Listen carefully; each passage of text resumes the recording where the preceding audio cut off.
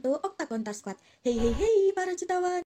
Assalamualaikum warahmatullahi wabarakatuh. Ketemu lagi sama aku Nusra Wulandari sebagai pembuka vlog, karena kemarin tanggal 17 Agustus aku mau ngucapin Dirgahayu Republik Indonesia yang ke-75.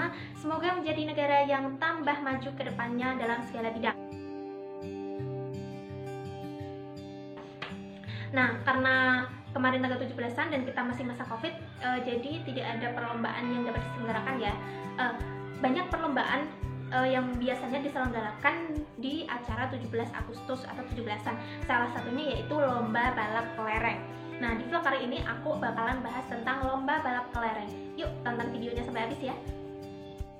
Lomba balap kelereng merupakan salah satu permainan tradisional yang banyak dilakukan di berbagai kesempatan, khususnya hari perayaan kemerdekaan Republik Indonesia.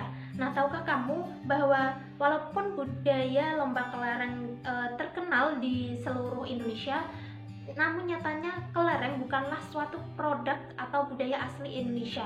Nah, kelereng sendiri itu sudah ada pada zaman Mesir kuno, yaitu tahun 3000 sebelum Masehi. Pada mulanya di Mesir, kelereng itu terbuat dari tanah liat atau batu.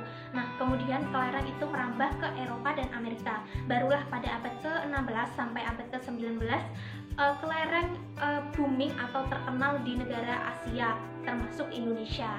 Permainan kelereng merupakan permainan yang populer di penjuru Nusantara dan memiliki sebutan yang berbeda-beda di setiap daerah. Seperti di daerah Betawi, dia itu disebut dengan gundu. Di daerah Sunda, itu dia disebut dengan kaleci. Di daerah Palembang, dia disebut dengan ekar. Sedangkan orang Jawa sendiri itu menyebutnya dengan neker. Permainan kelereng yang biasanya dimainkan 2 orang atau lebih, kemudian dimodifikasi di Indonesia sehingga menjadi permainan yang sekarang kita kenal dengan nama balap kelereng. Ada 2 cara umum yang digunakan dalam perlombaan balap kelereng. Cara yang pertama yaitu dengan membawa kelereng yang sudah diletakkan pada sebuah sendok makan menuju garis finish yang telah ditentukan. Nah, pemenang dalam permainan ini itu ditentukan dari siapa yang lebih dulu dapat melewati garis finish dengan membawa sendok dan kelereng yang masih ada di dalam sendok. Nah, untuk cara yang kedua yaitu dengan cara atau sistem estafet. Biasanya dimainkan dengan cara berkelompok, di mana aturan permainannya yaitu orang pertama akan membawa kelereng dalam sendok, kemudian nanti akan diserahkan kepada pemain kedua sehingga pemain terakhir, dan kemudian akan dimasukkan ke dalam wadah atau ember. Nah, penentuan pemenangnya itu didasarkan pada jumlah kelereng yang dapat dikumpulkan di dalam ember pada orang terakhir tadi. Selain sebagai hiburan dan permainan saat merayakan Hari Kemerdekaan Republik Indonesia, lomba balap kelereng juga memberikan manfaat terutama bagi anak-anak. Nah, manfaatnya yaitu diantara lain melatih kemampuan motorik, kemampuan berpikir, konsentrasi, ketekunan, serta mengajarkan kepada anak untuk berkompetisi dan memiliki jiwa sportivitas yang tinggi. Namun selain manfaat tersebut, ternyata ada fakta unik di balik kita melakukan lomba balap kelereng, yaitu saat kita melakukan lomba balap kelereng, ternyata kita menerapkan salah satu pembelajaran yang kita dapatkan di sekolah, yaitu tentang pesawat sederhana. Kenapa bisa? Karena saat kita sedang menggigit sendok, maka kepala kita itu mengikuti prinsip dari pesawat sederhana jenis pengungkit. Nah, penjelasannya seperti pada gambar. Kepala kita itu diibaratkan sebagai titik kuasa, sedangkan gigi atau mulut yang kita gunakan untuk menggigit sendok itu dinamakan dengan titik tumpu, sedangkan sendok yang ada ujungnya diberi kelereng itu merupakan titik beban. Nah, ini merupakan salah satu jenis pengungkit pertama, yaitu di mana titik tumpu berada di antara titik kuasa dan titik beban. Dan selanjutnya aku akan memberikan tips and trick agar kita berpeluang menang dalam perlombaan balap kelereng. Tips yang pertama yaitu gunakan sendok yang lebih cekung.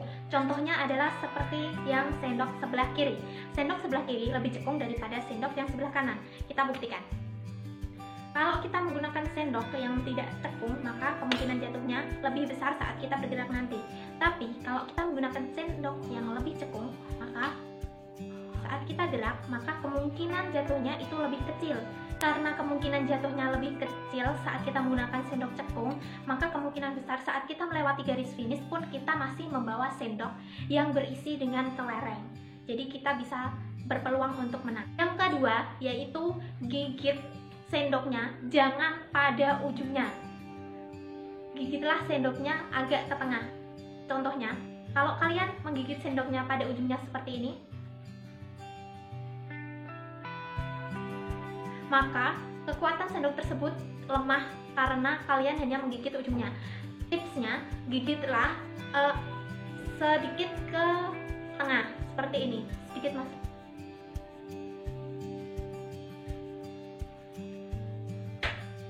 Walaupun itu rada susah melakukannya, tapi kalau kita menggigit sampai rada tengah seperti maju ke sini, jangan pada ujungnya, rada maju sampai ke sini, itu kekuatan sendoknya lebih kuat karena kita menggigitnya lebih banyak.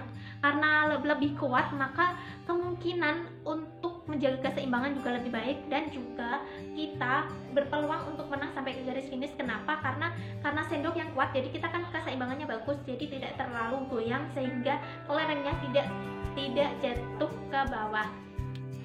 Nah, itu dia tips and trick yang dapat aku bagikan, semoga bermanfaat. Sekian untuk hari ini. Assalamualaikum warahmatullahi wabarakatuh.